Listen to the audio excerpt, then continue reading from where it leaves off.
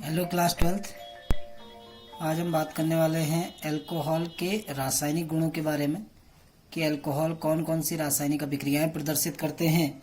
तो सामान्यतया अल्कोहल की 3 प्रकार की रासायनिक अभिक्रियाएं होती हैं। पहली अभिक्रिया जिसमें O और H के बीच का बंध टूटता है, ठीक है ना। तो ये वाला बॉन्ड टूटेगा। तो पहली अभिक्रियाएं होती हैं जिसमें यह हाइड्रोजन भाग लेता है। तो हम कहते हैं कि पहली जो अभिक्रिया होती है वो होती है OH बंध विदलन के कारण, यानी O और H के बीच का जो बंध जब विदलित होगा तो उस बंध विदलन के कारण होने वाली अभिक्रियाएं, ठीक है ना। तो पहली अभिक्रिया है जिसमें इस O और H, क्योंकि अल्कोहल को हम ऐसे लिखते हैं ना ROH, तो पहली अभिक्रिया होगी जिसमें ये वाला बॉन्ड टूटेगा। दूसरी जो अभिक्रिया होती है वो सेकेंड रिएक्शन होती है जिसमें COH बंध टूटेगा, यानी जिनमें ये वाला बॉन्ड टूटेगा। पूरा OH समूह रासायनिक अभिक्रिया में भाग लेगा। तो दूसरी होती है COH बंध विदलन के कारण होने वाली अभिक्रियाएं, बंध विदलन के कारण। और तीसरी जो हमारी अभिक्रियाएं होती है तीसरे प्रकार की, वो होती हैं कि अल्कोहल में जो एल्किल समूह है और जो OH समूह है, दोनों समूह के कारण होने वाली अभिक्रियाएं, एल्किल समूह और OH समूह की अभिक्रियाएं। तो हमने 3 प्रकार की अभिक्रियाओं के बारे में पढ़ना है। तो जैसे कि हम अल्कोहल को इस प्रकार दिखाते हैं ROH, और हमें पता है ऑक्सीजन के ऊपर 2 लोन पेयर ऑफ इलेक्ट्रॉन आपके फ्री होते हैं, 2 एकाकी इलेक्ट्रॉन युग्म उपस्थित होते हैं। और इसमें जो ये वाला बॉन्ड है, यानी जिसको हम CO, ये वाला बॉन्ड, ये जो बॉन्ड है ये बॉन्ड भी कैसा होता है, इसका नेचर भी पोलर है, ये भी ध्रुवीय है। क्योंकि ऑक्सीजन की विद्युत ऋणात्मकता ज्यादा है तो ऑक्सीजन की ओर इलेक्ट्रॉन चले जाएंगे, कार्बन पे धनावेश आ जाएगा, ऑक्सीजन पर ऋणावेश आ जाएगा।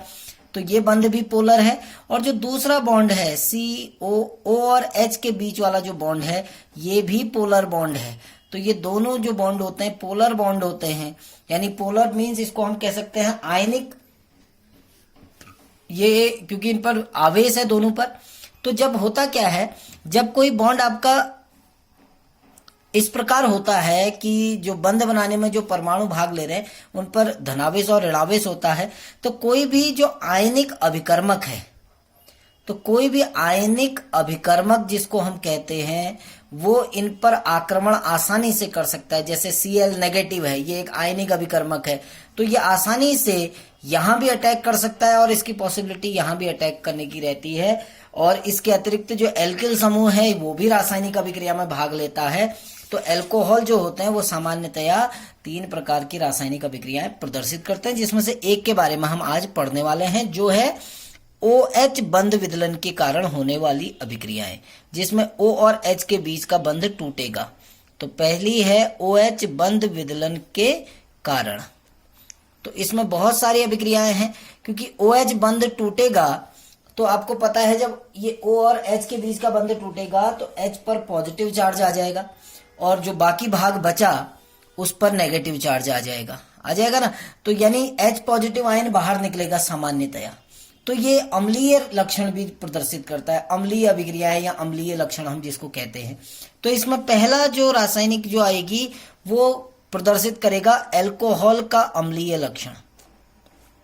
अल्कोहल का अम्लीय लक्षण। अम्लीय लक्षण क्यों कहा, क्योंकि जब ये बंध टूटेगा तो क्योंकि हाइड्रोजन की विद्युत ऋणात्मकता कम है, ऑक्सीजन की ज्यादा है, तो ये बंध कुछ इस प्रकार टूटेगा। देखिए ROH, जब ये बॉन्ड टूटेगा ये वाला, तो हमारा RO negative plus H positive एक आपका हाइड्रोजन आयन बनेगा और एक एल्कोक्साइड आयन बनता है। इस आयन को बोलते हैं एल्कोक्साइड, एल्कोक्साइड आयन बोला जाता है, ठीक है ना। तो जैसे एल्कोक्साइड मीन्स जैसे मिथॉक्साइड, एथॉक्साइड, जैसे आपका एथिल अल्कोहल है सपोज करो CH3 CH2OH, तो ये वाला बंध अगर टूटेगा तो आप देखिए एक तो H पॉजिटिव आयन आपका बाहर निकल गया सीधे सीधे, दूसरा क्या होगा, ये हिस्सा बच जाएगा, इस पर ऋणावेश आ जाएगा, तो CH3 CH2O नेगेटिव।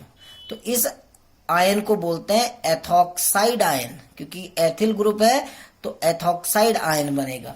तो इस H पॉजिटिव आयन के बाहर निकलने के कारण जो अल्कोहल होते हैं वो अम्लीय अम्लीय अम्ल की भांति व्यवहार करता है। हालांकि इनकी जो अम्लीयता होती है वो बहुत कम होती है, वीक एसिड की भांति व्यवहार करते हैं, दुर्बल अम्ल की भांति करते हैं। और इनकी जो अम्लीयता है वो जल से भी कम होती है, जल की तुलना में भी बहुत कम होती है। ठीक है ना।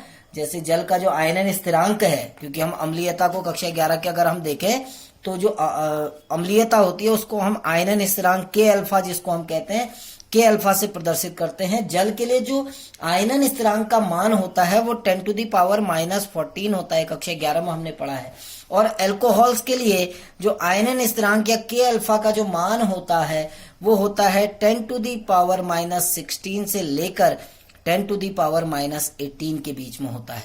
तो क्योंकि इसका जो आयनन स्थिरांक है अल्कोहल का वो जल की तुलना में कम है, तो जल जो है वो उतनी आसानी, ये अल्कोहल उतनी आसानी से आयनित नहीं होते हैं, जिसके कारण इसकी अम्लीय प्रबलता भी कम होती है। अब अम्लीय प्रबलता में भी अगर आप, क्योंकि अल्कोहल आपके भिन्न भिन्न प्रकार के होते हैं, 1 डिग्री अल्कोहल होता है, 2 डिग्री अल्कोहल होता है, 3rd डिग्री अल्कोहल होता है। यदि हम अम्लीयता देखें, इनकी अम्लीयता देखेंगे तो अम्लीयता क्या होती है, हाइड्रोजन आयन देने की क्षमता।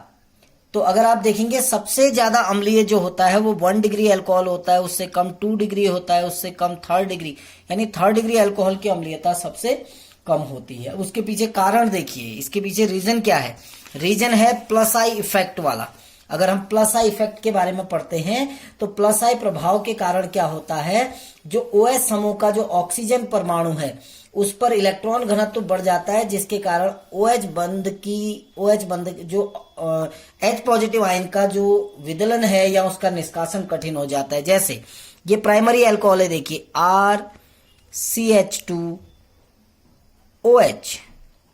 अगर हम इसको ऐसे ना लिखे, इसको ऐसे भी लिख सकते हैं RCHHOH, लिख सकते हैं ना। ये सेकेंडरी अल्कोहल है, देखो RCHROH।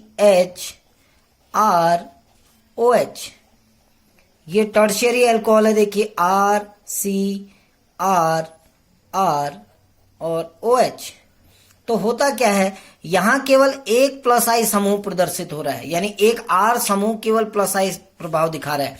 यहां 2 R समूह प्लस आई प्रभाव दिखा रहे हैं, एक ये वाला और एक ये वाला।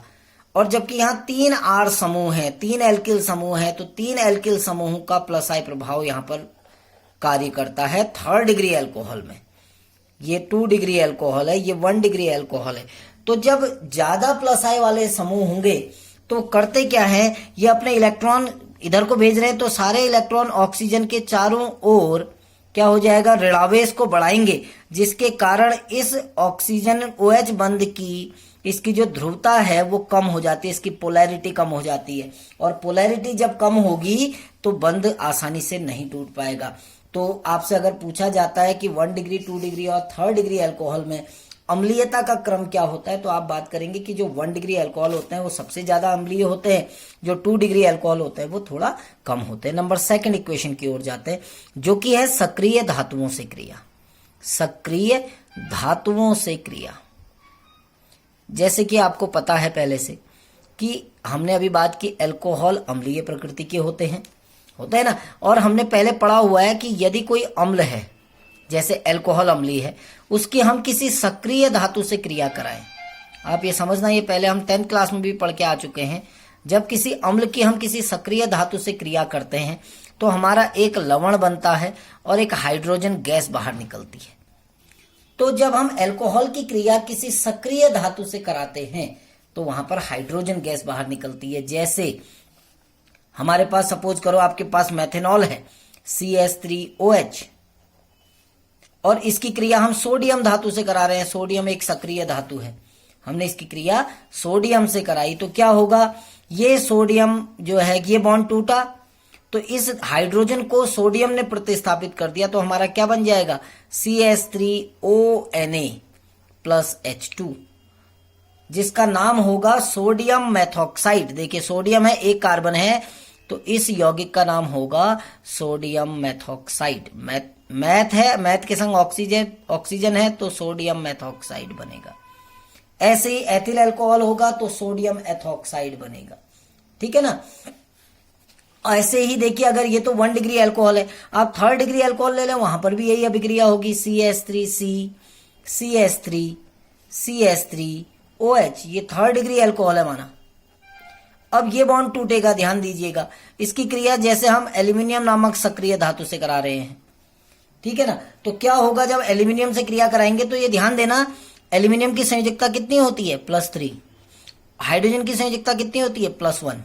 अब आपको ये ध्यान रखना है, इसकी संयोजकता 3 है, इसकी +1 है, तो एक एल्यूमिनियम कितने हाइड्रोजन को विस्थापित करेगा, 3 को, तो आगे से हमको 3 लेना पड़ेगा इसमें, ठीक है ना। और हमारा यौगिक क्या बनेगा, देखिए, CH3, C, CH3, CH3, O, इसका whole thrice Al, whole thrice Al, इसका नाम क्या हो जाएगा, एल्यूमिनियम टर्शियरी ब्यूटॉक्साइड, ठीक है ना। आप वैसे भी कह सकते हो इसको ट्राइमेथिल, या इसको हम अगर एल्यूमिनियम धातु के नाम पर दें, इसका नाम हो जाएगा एल्यूमिनियम टर्शियरी, टर्शियरी को हम TER लिखते हैं, टर्शियरी। अब कितने कार्बन है, 4 कार्बन है, ब्यूटॉक्साइड, टर्शियरी ब्यूटॉक्साइड। तो कहने का तात्पर्य इतना है, क्योंकि अल्कोहल दुर्बल अम्लीय प्रकृति के होते हैं, इसलिए जब सक्रिय धातु से क्रिया करते हैं तो लवण और हाइड्रोजन गैस बाहर निकलती है, ठीक है ना। नेक्स्ट, अब हम तीसरी रिएक्शन पे आते हैं, जो है धातु हाइड्राइड से अभिक्रिया, धातु हाइड्राइड। अब हमको पहले से ही पता है, देखिए, अब धातु हाइड्राइड जैसे NaH है, सपोज करो, हमने छोटी क्लासों में पढ़ा है, जो हाइड्राइड होते हैं, धातु हाइड्राइड, जितने भी धातु हाइड्राइड हैं वो सामान्यतया आपके क्षारीय प्रकृति के होते हैं, धातु हाइड्राइड। तो ये क्षारीय प्रवृत्ति का होता है, ठीक है ना। तो जब हम किसी धातु हाइड्राइड से अगर हम किसकी क्रिया करें, अल्कोहल की, जैसे अल्कोहल आपका क्या है, CH3OH, फिर से मेथनॉल ले रहा हूं, इसकी क्रिया हम सोडियम हाइड्राइड से कराते हैं, तो क्या होता है, सोडियम धातु इस हाइड्रोजन को प्रतिस्थापित करेगी। और ध्यान देना, सारी अभिक्रियाओं में केवल हाइड्रोजन भाग लेगा, क्योंकि बॉन्ड कौन सा टूट रहा है, O और H के बीच का, ये वाला बॉन्ड टूट रहा है। तो यहां क्या बनेगा, देखिए, हमारा बनेगा CH3ONA + H2, तो यहां क्या बना, सोडियम मिथॉक्साइड। ऐसे ही सोडियम एथॉक्साइड, सोडियम प्रोपॉक्साइड, आप किसी से भी रिएक्शन करा सकते हैं, ठीक है ना। तो ये कुछ अभिक्रियाएं हैं, ठीक है ना। तो बाकी अभिक्रियाएं मैं कल बताऊंगा आपको, आज आप इतनी अभिक्रियाएं याद कीजिए कि किस प्रकार अल्कोहल रासायनिक अभिक्रियाओं को प्रदर्शित करते हैं। Thank you.